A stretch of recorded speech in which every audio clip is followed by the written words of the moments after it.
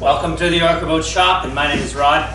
I am going to be putting a new sealer or canvas filler on this canvas canoe. So for about, I don't know, it's got to be at least 20 years, I was put onto this product here, a Robson RT10, which is a thick, what they call an elastomeric water-based waterproofing compound, primarily used in the insulation industry.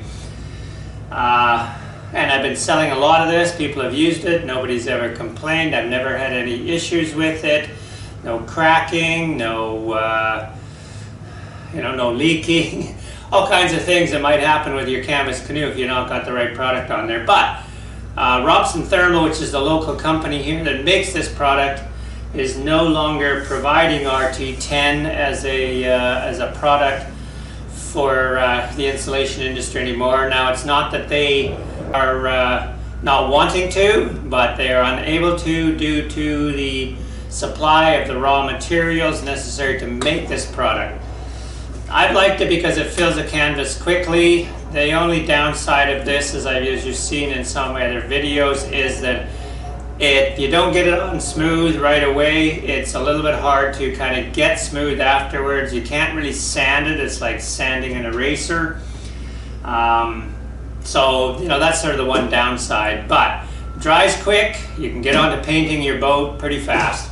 So the new product here, and I still have some left here, which I will keep on hand here because I like to use it on the ends of the boats to cover up the overlap of the canvas where there's a bunch of tacks. And that'll probably last me, another 3 or 4 years as long as it stays okay in the pail. So, Robson Thermal has suggested then, why not try the RT38, which I'm now selling on my website for those home builders and people who are interested in restoring their own canvas canoe. The advantage of this stuff is that rather than spreading it around with a sort of a putty spreader and getting it smooth real fast, this stuff is more like thick paint. It's still an elastomeric rubberized compound, water-based, but it's going to be, I think anyways, a little bit easier for the first timer to actually get the stuff on. Now, being that it's a bit thinner like paint, it's going to soak into the canvas a little bit better and easier, so you don't have to rub it down, as you see in my videos, rubbing it down, or in the information sheet that if you were to order it online, you would have gotten that information sheet.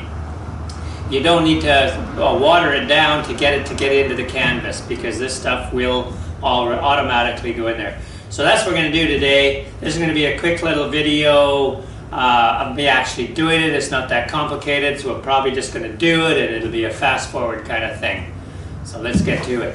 And I think, as with any sort of heavy paint product here, I think it's going to be best to give this a bit of a stir. Now, I have opened this can just to do a little sampling on a product to see how it worked and how well and easy it could be, applied to the canvas.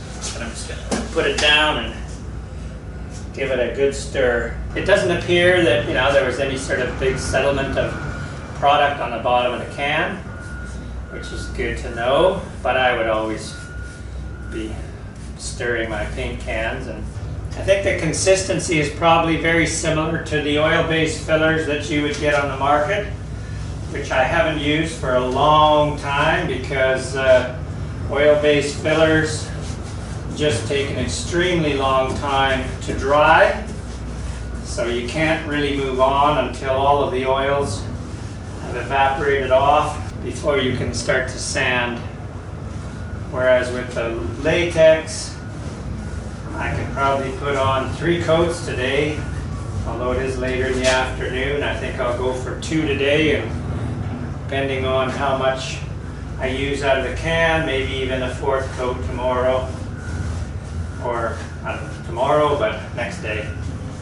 And I should say also, this is a 15-foot canvas canoe made by Bill Greenwood, local builder here, no longer around. But lots of his canoes are found all over the greater BC area. He used top quality lumber, excellent fitting of planks, So, you know, really tight joints, quality work.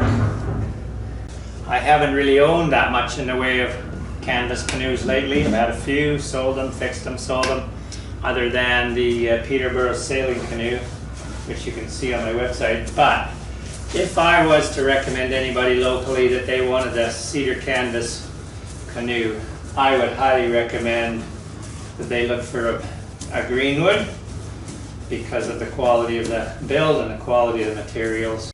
So quick recap, that took about an hour for me to paint that thick RT38 onto this 15-foot canoe. There's some areas where, you know, in the vertical areas I can see as I walk around, I kind of missed a little bit, but I went through a little over a third of the can for the first coat, but I'm pretty confident that the second and third coats will go on thinner because I was putting on a little bit heavy to try and get it as smooth as possible and fill the weave of the canvas. The other comment I would make is my hand's a bit tired actually because it's thick paint and you kind of have to rub that in quite a bit with that brush. So my hand was getting kind of achy and cramping up on me, but you know, the nice thing is I just was able to, even after all of that, an hour of painting, I went in and with some good hot water, that brush is clean, ready for use for the next coat in, I don't know, say 4 hours from now. And that's going to be it for this video. Thank you very much for watching. Again, the Orca Boats channel. And if you liked the video, please do consider giving me a thumbs up, and we'll see you next time.